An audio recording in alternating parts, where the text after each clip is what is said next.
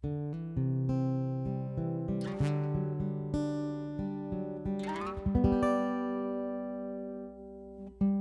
everyone, I'm John Steele, and this is After 4, a podcast for InterVarsity alumni. Life after college is hard, and even a great experience with your InterVarsity chapter doesn't shield you from the challenges of transition. As we hear stories from real alumni learning how to make it in their post-InterVarsity reality, my hope is that this podcast will offer some encouragement, a few laughs, and even some hope for the future. This is After 4, and these are your stories. Hello, alumni friends. I'm John Steele. This is After 4, and this podcast is just for you. And if you're one of our new 2022 alumni, welcome to your post-college life. We are excited to have you join us on this journey. It can be tough, but we're going to make it through together. I'm glad that you're here.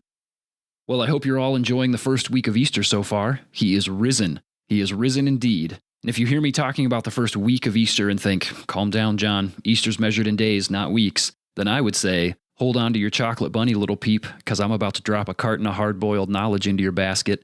We recently learned on the podcast that Easter is, in fact, a 50-day season. That's 7 weeks of Easter, not just a single Sunday. So if you hear that and think, wow, I wonder if John said anything interesting or important there because I was way too distracted by that hard-boiled knowledge comment to pay attention to the rest, then I would say, yes, I did. But I think this joke has run its course and it's time to move on. But hey, if you didn't catch our Holy Week episodes, grab a handful of Reese's peanut butter eggs and go back and give them a listen. You'll be glad that you did. As for this week, we're chatting with Chioma, a SUNY Geneseo alumna who is also a recent grad of the University of St. Louis School of Law. We're going to hear about her life-changing experience at a St. Louis urban program and the impact it had on her as a student, as an InterVarsity staff, and now as a judicial law clerk at the Missouri Court of Appeals. She has an incredible story, and I'm excited to share that with you today. Here's Chioma. Enjoy. Hello, Chioma. Hi, John. How are you? I'm doing well. How are you today? Doing well. Glad to be here. That's great. Welcome to the podcast. I'm excited to have you here. Thank you. I'm excited too. Thanks for inviting me. Of course. It's always a pleasure to get to chat with alumni. I'm excited to hear about the experiences that you've had post-college and the world that you live and work in. So let's start moving that train forward. Chioma, tell us just a little bit about yourself. Yes. Well, starting with college, I got part of an InterVarsity chapter at SUNY Geneseo, upstate New York. And when I graduated from there, I went to Nigeria and I did some humanitarian work with orphans and widows. And that was for about 3 months before coming on staff with InterVarsity. I moved to St. Louis and I planted a chapter at UMSL. And so my chapter at UMSL was very much surrounded around some of my passions for justice and working with orphans and widows. And then as I was on staff in St. Louis, I feel like I saw more and more issues of justice that could be addressed legally. And before I went on staff, I actually was studying to go to law school, so it was kind of always a thing for me. But I felt like God put a pause on that, and I came on staff with InterVarsity. But then he was pushing me back in that direction. And even my coworkers were like, it seems like this could actually be a really good fit for you. So then I started studying, and my husband and I, we met on staff with InterVarsity. And so we met, got married, had a kid, and moved to Japan and did InterVarsity work there for 2 years, which was one of the best experiences for our family's life. And while I was in Japan, I took the LSAT and got into law school. So then when we came back, I started law school. Now I am a lawyer and I'm working at the Missouri Court of Appeals here in St. Louis. And we had a kid while I was in law school. So we have 2 kids now. Oh my goodness. Okay. Yeah, so been doing a lot, doing a lot. This is a life of adventure you have been leading, Chioma. This is amazing stuff to hear. There's a few places that I'd love to just zoom in a little bit and hear a little bit more about some of these different pieces of your story. So tell me just a really brief history. How was it that you got connected to InterVarsity in the first place? So when I first got to college, we went to one of those organizational fairs and my mom was looking for Christian groups. At first I was just like, this looks kind of lame. I'm not sure, so we found InterVarsity and they were super nice, but, I was pretty skeptical and I really didn't get involved until my sophomore year that I saw them taking an urban project to St. Louis. So I went with them and came to this church that was doing so much in the city. I just never seen people intentionally move into neighborhoods to serve people that might have been at a different socioeconomic place as them. And the people that were doing it were talking about how Jesus was inspiring them to do these types of things and restore neighborhoods that had been abandoned, restoring homes, restoring the city in ways that I was like, this is awesome. This seems like what we should be doing. And it does seem like it's in line with God's heart, right? So I was fascinated and intrigued. And I think that was really when I started following Jesus, to be like, Jesus seems revolutionary. And I think that he could actually have an impact in the world. So I started getting involved and I came back to St. Louis for all of my spring breaks. And I spent 2 summers here as well. Now, I have to ask, is this the City Lights program with the Chapeaus? Yes, it is. I was actually listening to one of your episodes yesterday, and you had mentioned going to St. Louis for an urban project. I was like, that must have been City Lights, so you know. Yes, I do. And it felt like it opened up another phase of my faith journey and was super important in me joining staff and taking deeper steps in my relationship with Jesus. And so I'm so grateful for the times that I got to spend there. Okay, so you had this experience going to St. Louis, engaging with the gospel in new and fresh ways that really felt revolutionary for you. Like, oh, Jesus is doing something that I haven't seen before. And this feels like stuff that I want to be on board with. Now, I understand there was an Urbana experience that you had, a speaker from IJM. Tell me just a little bit about that experience. So that was my senior year. So after going to several urban projects, both summer, spring break, went to Urbana and heard a speaker. She was an attorney with IJM, and she told just one of the most compelling stories that I'd heard about human trafficking and the work that they were doing in it. And she told a story about this woman who was basically in a brothel, who was a sex slave, essentially. And they had been working to try to release her. They came in and essentially rescued her and talked about how she had written scripture on the walls, had written prayers, just a story that really leaves an imprint on your mind. And I think at that point, that was really when I was like, wow, this Jesus and justice. Jesus cares about modern day slavery. We obviously know that that is a thing. And Jesus is in the business of releasing modern day slaves. And I thought that that was really compelling. And also the fact that she was obviously an attorney and someone that had studied the law and was applying it in a way that was setting people free from the chains of injustice. That was incredibly inspiring and obviously added to my attraction to the law. That's really interesting. These are just 2 of many experiences that you've had. Other things have been building into your life, experiences with chapter mates and staff workers and all of these things that are happening. But tell me just a little bit about what was the trajectory that you were on as you were approaching graduation? What were you anticipating next steps of your life looking like from there?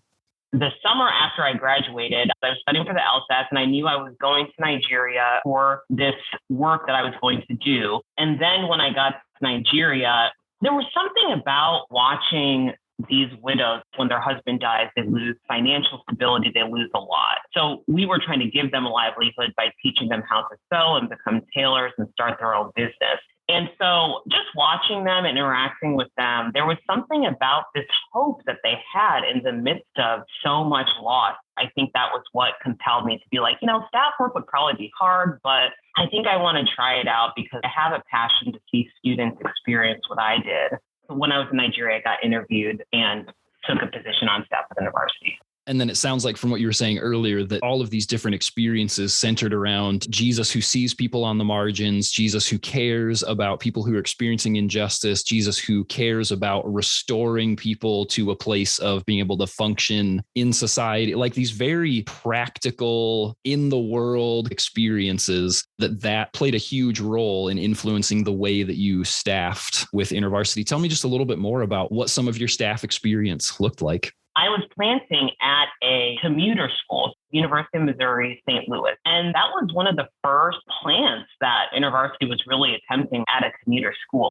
And I think a lot of what I led students into were the things that I saw Jesus doing in St. Louis City. I I wanted them to see how Jesus cared about restoring the city. So I would get them up early on Saturday morning. We would do the Saturday morning work days. One Saturday, we went to a widow's home and helped rebuild her ramp so she could get into her house with a wheelchair. And some of those conversations with people in the city, I think were just really eye-opening for the students and being like, I have lived in St. Louis for this long and have never seen this neighborhood or this part of the city. Why? I've seen them take steps in their faith and how they serve the city and serve people around them. That's been really encouraging. How long were you on staff? I was on staff for probably about 8 years. And then when we were in Japan, I actually became a volunteer staff with my husband. So he was on staff full time and I did volunteer staff with him in Tokyo. And I kind of like taught English on the side and did a bunch of other stuff. And then it's while you're in Japan that you study and take the LSAT. Did you know that going to Japan that you were going to start studying and preparing for that? Yes, we did. We knew that going in. So we actually had thought about, do I want to go to law school first and then we try out Japan, or should we do it the other way around? We knew that some of our dreams were living overseas together and seeing how our family responds to that, and then going to law school and getting that degree. Chioma, you're going to join me for another episode later on, and we're going to dig into law school experience and what we can learn from that. And I'm super excited for that conversation. We'll save the nitty-gritty details for that conversation, but can you give a flyover of what your law school experience was like for you? Absolutely. It was hard. I mean, as you would expect, like law school was incredibly difficult, super busy, just more work than I've ever had to do. And overall, I would say that as time went on, it ended up being a great experience. I found my people that I could trust, I could study with, I could text, still they're some of my best friends today. So that was great. And then I also was really blessed with a lot of recognition. And I was editor-in-chief of the Law Journal, which is just a huge honor. I mean, one of the most prestigious honors you can get at any school, right? I was student of the year my last year, and I always joked that it was like law school homecoming queen. I was like, thank you guys. That's amazing. It was great. So, I mean, I just felt so recognized and seen by my classmates. And that was a unique blessing because I know that not everyone had that experience, right? So again, my faith really led me to want other people to be seen and to recognize those people when I gave my speech for Student of the Year, because there were people that were working just as hard, if not harder than me, that never got that recognition. So a good learning experience, and felt really blessed. So then tell me, how long have you been out of law school and what does your title and role look like now? So I graduated from law school in May of 2021, so almost a year now. And I work currently as a judicial law clerk at the Missouri Court of Appeals. And I'm actually going to be working next year at the federal court. Very excited about that. Moving from state to federal will round out my experience of understanding state courts and federal courts as well. Is that a common experience, or is this a result of opportunities that opened up and you got a chance to round out your experience? I would say it's probably the latter. It's not that those opportunities are not available. I will say a federal clerkship is very difficult to land. But I will say that a lot of people take different paths. Some people will go straight into working at a big law firm that has several practice areas. They get a lot of experience, and that's great. For me, I preferred starting at the clerkship level. A clerkship is really fun, especially if you're going into litigation, because you are literally seeing all sides of an argument, and you are working closely with the literal decision maker on the law. Like right now, I work shoulder to shoulder with my judge, and we basically sit down in his office and talk through the cases. We talk through both sides. Sometimes there's this rule in Missouri that doesn't make that much sense. Like, this is actually not helpful for someone who's getting sent to prison long term. So we're talking about, okay, is this rule going to change? Should it be amended in this way? Things that impact people, we're talking about. We're not going to change the law in every case that we decide, but it's very interesting to be part of those conversations. And I'm actually writing the opinions, and then I send them over to the judge. He edits them, puts it more in his style, and we go back and forth, and then we finalize it. And then it's published on the legal platform for people to read and reference the precedent. So to quote a modern poet, you get to spend a lot of time in the room where it happens. Love Hamilton. Love it. We're going to see it live pretty soon. Oh, my goodness. I think it's coming to Minneapolis soon. Gosh, love it. But okay, just to make sure that I'm hearing you correctly, in your conversations with this judge, you're talking about not only the ramifications of the decision for this specific case, but does this decision set precedent that could be referenced down the road, and for people to say like, see, this is how this specific case was ruled, and that's why it should impact our case in the same way? Yeah, like on some level, yes. So there's something called cases of first impression. That's a legal term where if something comes before the court and there's no precedent for it, the court that I'm in has never seen it before. Once we make a decision on that, we are setting the standard for the law on that particular issue. So huge influence and power to see things change. Now, I will say that a lot of laws have already been established, right? And we're kind of discussing, well, should it be amended? And so there are obviously places where now that I know that, based on where I go in the future, if I go into policymaking, do I have any influence to see that rule in Missouri change so that people may have different opportunities than they have now? So there are a lot of different aspects and corners to it. But yeah, cases of first impression are pretty cool because you're making that decision for the first time in that court, which sets precedent for the future decisions in that court. As students and as staff, we heard constantly that InterVarsity has a vision of seeing world changers developed. How do you see the work that you're doing as being world changing? Where does your faith live in the midst of this work that you're doing? I mean, I feel like it's the definition of world changing. And however I interpreted the world changer vision when we were in our InterVarsity chapter, that's how I imagined it. What I'm doing, I love mainly because it impacts the people that I care about. We're doing city lights, for example, seeing people on the ground suffering because of the impacts of redlining, for example, the impacts of like historical racism when it comes to where people live, what money was given to certain groups of people versus other groups of people that have suffered as a result of choices made years and years and years ago, right? And so it's like the law has changed since then. So how are we implementing those laws so that society continues to change and like equality continues to grow? And yeah, I mean, world changers, I do think that if the law changes in ways that protect people that are vulnerable, we're kind of being the hands and feet of Jesus. I do believe that Jesus sees a lot of people that are somewhat powerless in terms of economic stuff, even like where they live, racial segregation. A lot of things take power away from people to be heard and to even move their lives forward.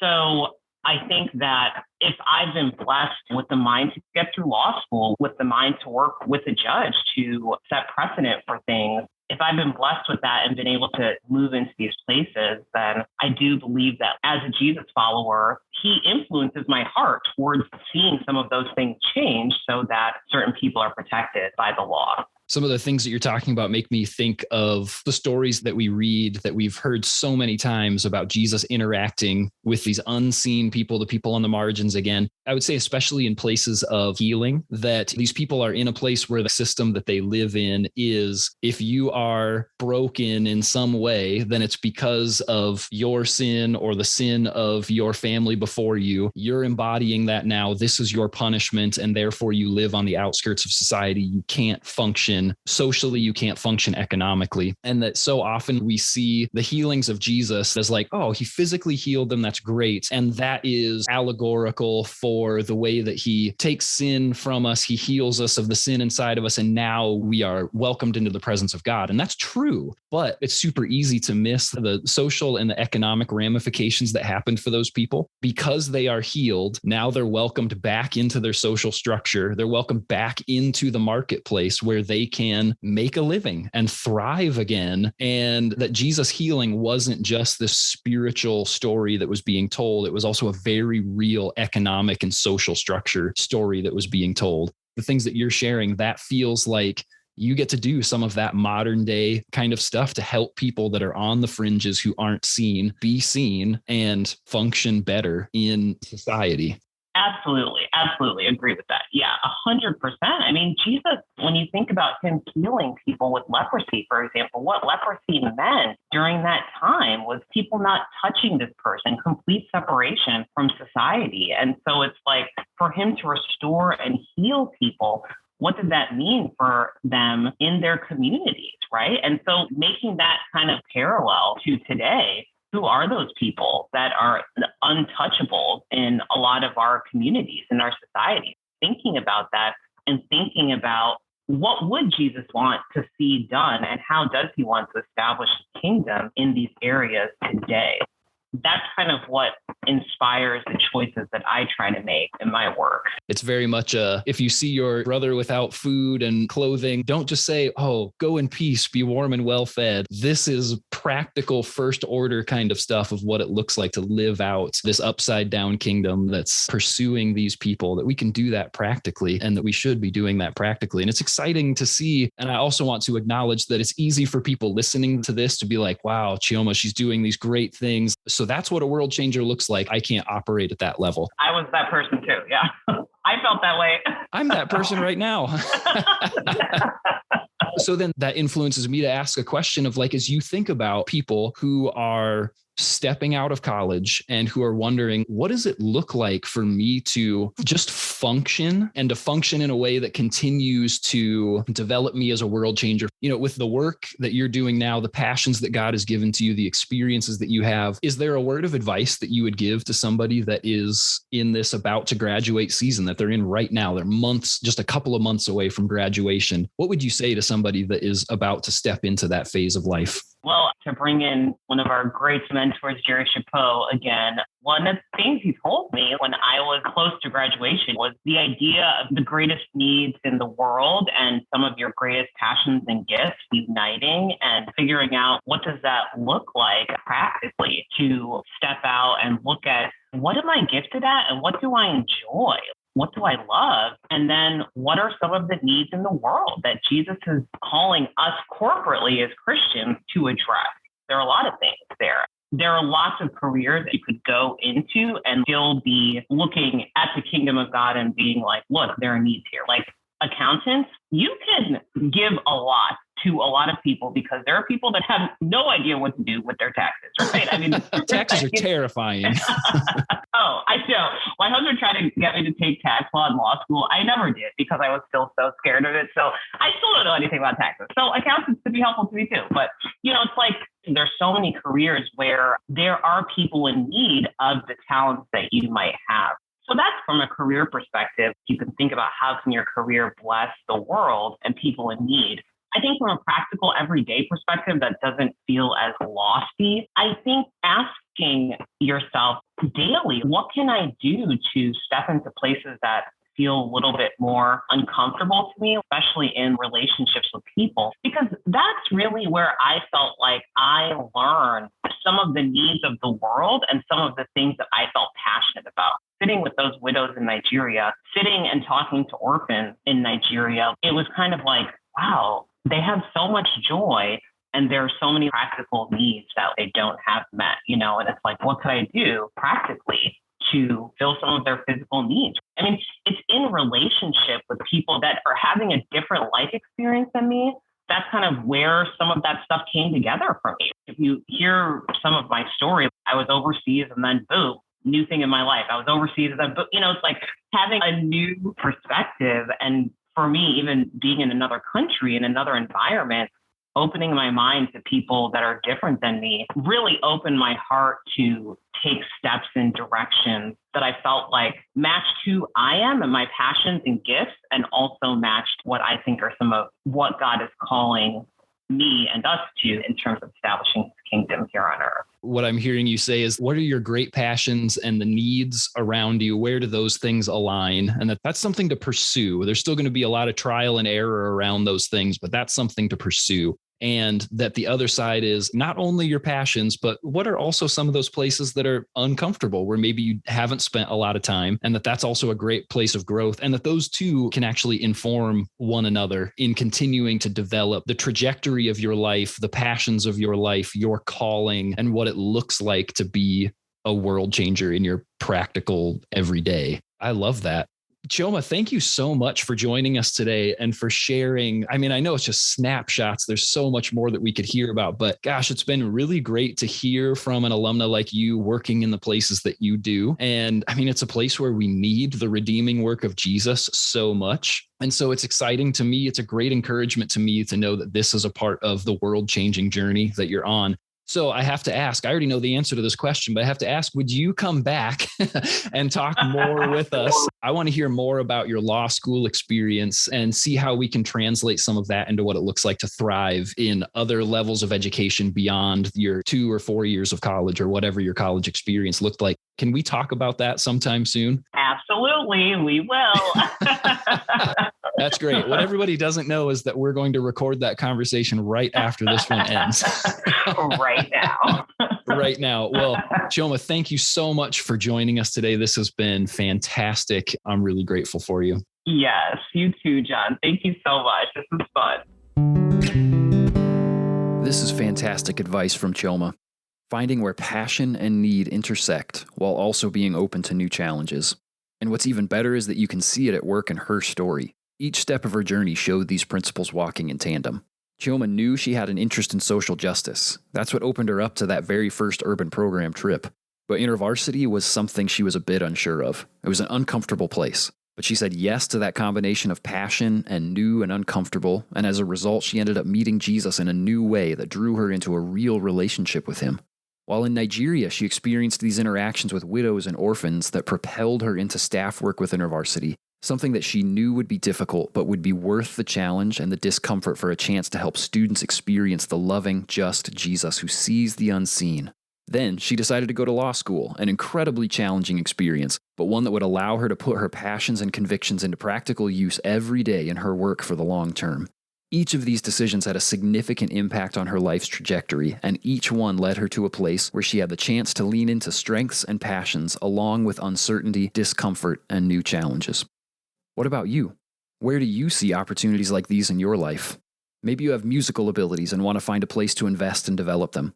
I guarantee you there's a church nearby that's looking for musicians. And even though the local church may be a place of discomfort for you right now, what if that's your place to allow passion and discomfort to come together and develop something new and unexpected and even life-giving?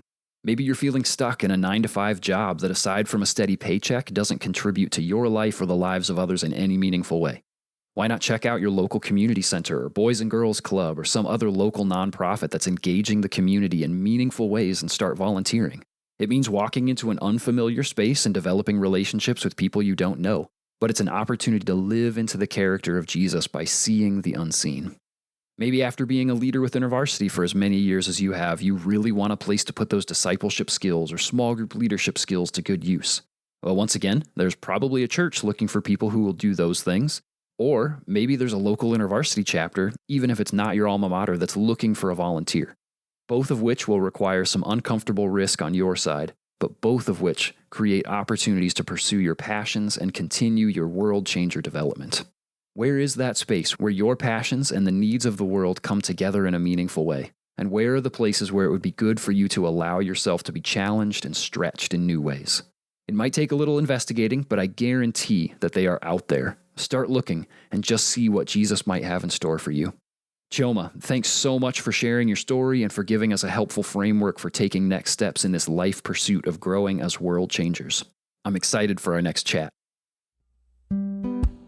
Okay, that's it for now, but come on back next time for my conversation with Elisha, a 2019 alumnus from Penn State Harrisburg. We're going to hear about his experiences leading a chapter into the pandemic as a volunteer, how he's finding great joy investing in his local church community, and about the journey he's on learning to share his faith in an engineering context. You don't want to miss it, so be sure to subscribe to the podcast on your favorite platform, turn on notifications, and follow us on socials at After4Pod. Also, don't forget to leave us a message on SpeakPipe. Just follow the link in the show notes or in our link tree. We want to hear from you. Okay, until next time, see you in the after, alumni.